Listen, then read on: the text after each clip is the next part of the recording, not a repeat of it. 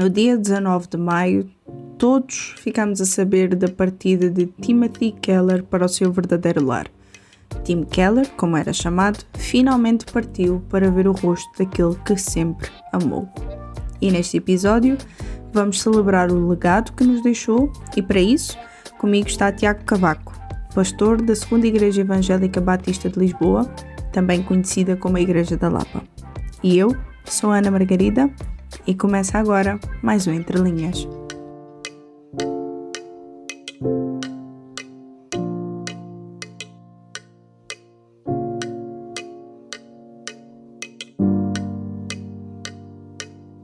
Tiago, nós, embora soubéssemos já da condição de saúde do Tim Keller, a verdade é que a morte, mesmo assim, parece que tem um poder que consegue nos apanhar de surpresa, embora a gente já, de certa forma, já estivéssemos um pouco à espera.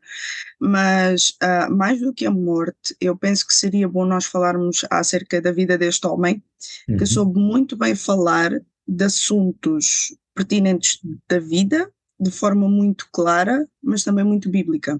E ele fazia isso com uma maestria, sabendo falar com cristãos e com não cristãos. Nós podemos considerá-lo, sem dúvida, um dos melhores teólogos da nossa era? Eu creio que sim. Eu creio que esse grande elogio é muito justo. Aliás, eu sou das pessoas que acha que depois de nós, no final do século XX, na segunda metade do século XX, um nome, por exemplo, como o Billy Graham, que era um nome reconhecido até fora do meio evangélico, e claro que ao dizermos isto estamos a pensar em países mais como os Estados Unidos, porque naturalmente, por exemplo, em Portugal a maior parte das pessoas não conhecia o Billy Graham, mas em países como os Estados Unidos ainda havia uma tradição no final do século XX de reconhecer pregadores ou pastores evangélicos protestantes, essa tradição com aquilo que geralmente se chama o aumento da secularização veio a perder-se, e a seguir a um nome como o Billy Graham, que já morreu no século XXI, mas eu acho que o Tim Keller, o pastor Tim Keller, seria a pessoa mais consensual entre todos os evangélicos, independentemente da denominação a que pertencem ou da tradição a que trazem. E por isso, como tu disseste e com justiça, Tim Keller, sem dúvida, eu acho que nas últimas décadas ele terá sido o pastor mais influente, sem dúvida nenhuma, mais influente neste mundo muito diverso e grande para todos os efeitos que é o mundo evangélico. Sem dúvida alguma. E outro aspecto também muito interessante acerca dele era que todos os seus ensinamentos eles estavam carregados sempre de grande conhecimento, uma boa explicação, mas também apontavam sempre para uma ação prática. Ou seja, ele tinha sempre como foco ensinar a origem, o porquê, ou seja, um excelente exemplo de uma boa pregação expositiva, mas também trazia sempre muito à consciência de nós tornarmos prático aquilo que era aprendido. De certa forma, agora com a partida dele, de certeza absoluta que ele deixou um grande legado, mas de certa forma não dá assim um pouco de receio que se perca essa conduta na hora de ensinar? Essa pergunta toca naquilo que nós não desejamos que fique fraco, que é a capacidade de aplicar o Evangelho à nossa vida, porque o Evangelho não é uma ideia, não é uma teoria, o centro da mensagem cristã é Cristo, e Cristo veio, foi pessoa, é pessoa ainda hoje, à direita do Pai, como tu és, Ana, e como eu sou. Portanto, a humanidade de Jesus não é uma coisa contra a sua divindade, pelo contrário. O que significa que o Evangelho tem de se aplicar, tem de ser vivido. Ora, esta ênfase, que naturalmente faz parte da fé cristã desde sempre, foi uma ênfase procurada pelo pastor Tim Keller na sua pregação. Há quem goste de falar em 2 livros que é preciso ler na hora de pregar a Bíblia, ou mesmo na hora de simplesmente testemunhar a fé cristã, que é o livro que é a Bíblia, a Revelação, mas que é o livro que é o mundo, e neste caso a criação. Portanto, Deus revela-se na sua palavra de um modo especial. Essa é a revelação especial, mas há a revelação natural, que é nós compreendermos o mundo à nossa volta, a criação de Deus, e nesse sentido, até indo um pouco mais longe, compreendermos o nosso contexto. E quem leu os livros do Tim Keller, quem ouviu as mensagens dele, quem o conheceu, sabe que ele era um leitor muito atento da palavra de Deus, a Bíblia, mas que ele era um leitor muito atento do contexto, das pessoas para quem falava, do auditório que o estava a ouvir, e infelizmente, como tu dizias, Ana, nem sempre quem prega a palavra tem a leitura apropriada das pessoas que estão à sua volta, e sobretudo se estivermos a falar das pessoas que não creem. Essa era uma das coisas notáveis no Tim Keller. Ele conseguia falar para pessoas que não conheciam a Bíblia, sem que isso significasse ele ser superficial em relação à Bíblia, e essa capacidade de falar para um descrente, não tornando a fé algo superficial, mas pelo contrário, compreendendo os anseios até da pessoa que não tem uma identificação religiosa, isso é uma coisa que sem dúvida nós precisamos de continuar a estimular entre nós a leitura desse outro livro que é o contexto. E eu espero, aliás, tenho confiança nisso, que o exemplo do Tim Keller, apesar da sua ausência ser muito sentida, vai permitir, já tem contribuído para que, por exemplo, para quem prega de uma maneira mais formal, como por exemplo é o meu caso, seja atento às pessoas que eventualmente estão connosco pela primeira vez e nunca ouviram uma pregação e não conhecem a Escritura. E que, portanto, esse cuidado, não só para com a mensagem que deve ser pregada, mas com a pessoa a quem eu vou pregar, se possa manter. E eu estava a pensar agora aqui no seguinte, as redes sociais, elas têm o poder de passar informação muito rápido. E mesmo quem não estivesse a par de quem era Tim Keller, a verdade é que de todas as publicações que se fizeram devido à sua morte, e os elogios que foram feitos e bem feitos, de certa forma eu também acredito que isso vai despertar para que mais pessoas continuem a ler a obra que ele deixou. Nesse caso, qual é que seria a tua recomendação? Pelo menos assim um top 3 de livros que todos deveriam ler. Parece que estamos combinados, sabes? Porque na semana passada, no dia em que ele partiu, na sexta-feira, eu estava aqui na igreja, aqui na Lapa, e estava com os meus colegas, os outros pastores, o Filipe Souza e o Mark Bustrom, e quando soubemos da notícia da partida, e sabes, houve aquele momento assim de tristeza, porque de repente ficámos tristes. Eu tinha tido o privilégio de, por cinco vezes eu ouvi o Tim Keller, e por 2 vezes encontrei-me, só falei com ele uma vez, mas uma outra vez tive numa conferência onde ele estava e eu estava a ouvi-lo, e depois foi-me dada a oportunidade de falar. Portanto, imagina, foi uma grande emoção para mim, porque significa que não foi propriamente uma pregação, mas foi cerca de 15 minutos em que eu tinha o Tim Keller a ouvir-me a mim. Portanto, um dos meus heróis ali a ouvir-me estava bastante nervoso. E claro, quando soubemos da notícia, houve assim aquele momento de tristeza, e depois falámos acerca de alguns dos livros, e na altura eu escolhi 3, precisamente na altura eu escolhi 3, e eu partilhei isto com os meus colegas pastores aqui na Lapa. Se eu tivesse de escolher 3 livros apenas, eu escolhia o Falsos Deuses, que curiosamente foi publicado em Portugal pela editora Paulinas, católica e não evangélica, e que permitiu que fosse um livro que estava à venda em todo o lado, estava nos hipermercados à venda. Quando em 2014 eu tive o privilégio de conhecer o Tim Keller, eu disse-lhe isso. Disse, há um livro que foi publicado em Portugal e que, como não foi publicado por uma editora evangélica, ele está em todo o lado. E ele ficou muito contente, ele não sabia, ficou muito contente.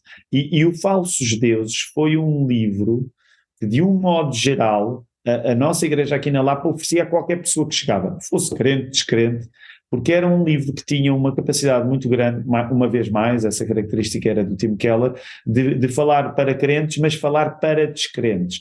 E pegar em ideias que não são às vezes aquelas que nós julgamos as mais fáceis de traduzir, como a ideia de idolatria, e apresentá-la de um modo que muita gente descrente, eu tive essa experiência, muita gente descrente leu o livro e identificou-se.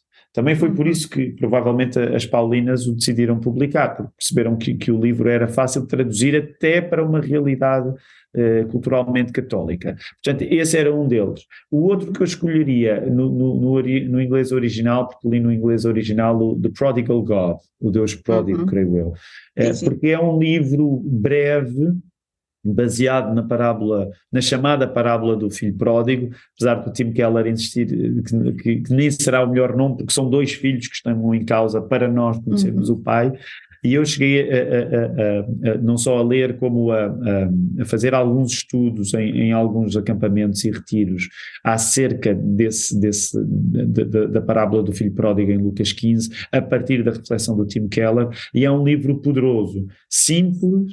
Eu gostava destes livros do Tim Keller quando eram um pouco mais curtos, com uma tese. E depois escolheria um maior, que até tenho aqui comigo, porque eu acho que é uma espécie de magnum opus. Porquê? Porque é uma obra maior e com uma abrangência muito grande, que é o Center Church, a Igreja Centrada, em português do Brasil, creio eu. E que é um livro em que o Tim Keller, de certa maneira, destila a sua filosofia de ministério pastoral com uma amplitude imensa, sem ser superficial e com uma graça única quando fala das posições que não são as dele. E isso é de facto era uma coisa excelsa acerca deste nosso irmão Tim Keller, é que ele era capaz de ser uma pessoa que apresentava os seus princípios, a sua teologia, em traços gerais. A teologia do Tim Keller é em grande parte a que eu abraço também, a tradição mais reformada, mas ele era de uma fraternidade quando apresentava os argumentos que não eram os dele, que de facto isso abençoava todas as pessoas, quer as que concordavam com ele, quer as que não concordavam com ele. E no Center Church de facto, eu escolheria como terceiro, bastante diferente do Falsos Deuses, do Prodigal God, mas é um livro de consulta muito frequente para mim. Portanto, eu escolheria entre três, mas eu creio que li a maior parte, não li todos, mas li a maior parte, mas entre estes haveria muito mais, muito bons, que também poderiam ser indicados. Eu estava agora aqui a pensar numa questão enquanto estavas a falar, que ele conseguia criar essa ligação para crentes e não descrentes, e até mesmo dentro do contexto dos crentes, não é? As várias linhas que existem. E noto que não era numa necessidade de ser aprovado ou que toda a gente gostasse dele, mas era que realmente houvesse uma boa conduta de debate, pelo menos, ou pelo menos uma boa conversa. E isso é muito raro. Sabes, ele tinha uma regra. Não é a única pessoa que tinha essa regra, mas várias vezes ele falava nela, que era sempre que tu representas ou mencionas a opinião do teu oponente, no sentido em que alguém tem uma opinião diferente da tua, deves fazê-lo de um modo e ele, ao ouvir-te descreveres a posição, ele diga: é isso mesmo que eu creio. E Ana, a nossa tendência geralmente não é essa. Quando tu estás a caracterizar uma opinião que não é a tua e de alguém que por alguma razão tomas como um adversário na altura, a nossa tendência é até torná-la caricatural, absurda. Portanto, imagina a grandeza de espírito que é quando nós estamos a discutir com alguém, a pessoa diz assim: deixa-me ver se eu entendi bem o que tu queres dizer. O que tu queres dizer é isto. E se fores capaz de, ao fazer, a pessoa dizer é exatamente isso que eu quero dizer, significa que tu, mesmo que não concordes com a pessoa, tu estás a querer compreender o que a pessoa diz e fazer justiça ao que a pessoa pensa. E isso são características muito raras entre nós, e que deviam ser, de facto, as características de qualquer cristão, independentemente de onde ele se posicione em relação aos vários assuntos da teologia e outros. Sem dúvida alguma. E para além de tudo o que fez em vida, Keller também nos deixou uma bela lição na hora da morte. Pelo menos eu fiquei bastante impactada. Tanto que eu estava a ler um comentário do Augusto Nicodemos, em que ele começou por dizer, né, questionar como é que será quando for a minha hora. E ele explicava que a coisa que ele mais desejava na hora da morte não era o pensamento de, bom, vamos lá ver se tudo aquilo que a Bíblia diz sobre a morte é verdade ou não. É verdade. Mas ele gostaria de ter o mesmo sentimento que o Tim teve, que foi, estou pronto para ver Jesus. Eu mal posso esperar para ver Jesus. Penso que a lição que ele nos deixou é que nós devemos honrar Jesus em tudo, até na morte, certo?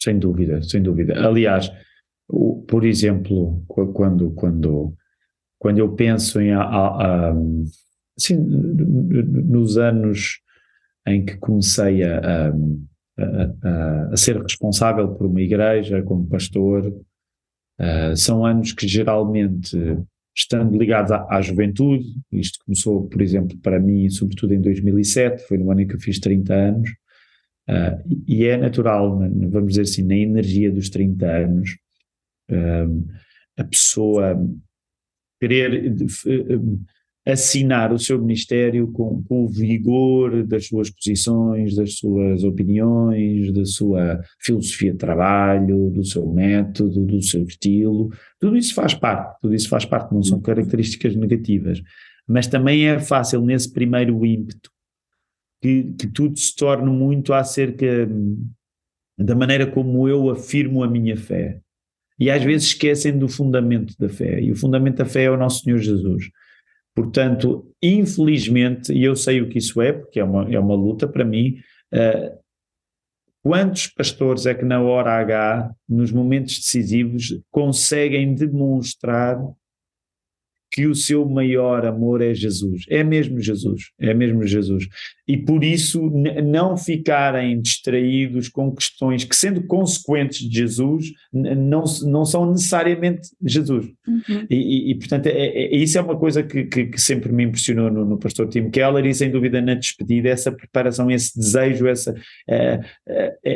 mais do que qualquer outra coisa de bonito que pudesse ser dito acerca do Tim Keller, a vontade que ele tinha de encontrar o seu Senhor. Isso é o mais importante, Ana, para qualquer cristão.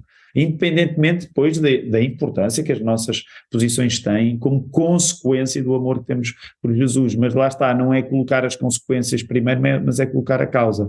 E portanto essa prontidão para ir ter com o mestre, para mim foi uma das coisas que, apesar, como disseste, apesar da tristeza do momento da partida, mas que foi uma lição muito bonita acerca deste homem que viveu entre nós e que foi uma influência para muitos, do Tim Keller. E nesse sentido vale a pena também acrescentar uma palavra à sua esposa, à Kathy. É curioso porque em 2018, num encontro na Polónia, em Cracóvia, estava o Tim Keller, foi esse encontro em que eu pude falar também, e na altura a Kathy estava numa cadeira de rodas. Ela tem uma doença autoimune, creio eu, uma doença crónica, que volta e meia a colocava numa cadeira de rodas. E em 2018, quando eu os vi, eu pensei, uau, a Kathy está muito doente. Ninguém pensaria que 5 anos depois era ele que partia. Não é possível falar do ministério do Tim Keller sem falar no ministério da Kathy Keller. A companhia que ela é para ele é estruturante. Muitos outros já disseram isto. Era muito difícil tu ouvires o Tim Keller a falar sem ele colocar a mulher no assunto. E, portanto, ela continua, ela está connosco, merece as nossas orações de consolo, e nesse sentido eu diria que temos uma parte do Tim Keller ainda connosco, presente na família e na Kathy em particular. O Entre Linhas contou com a participação especial de Tiago Cavaco e com a apresentação de Ana Margarida. Realização RTM Portugal.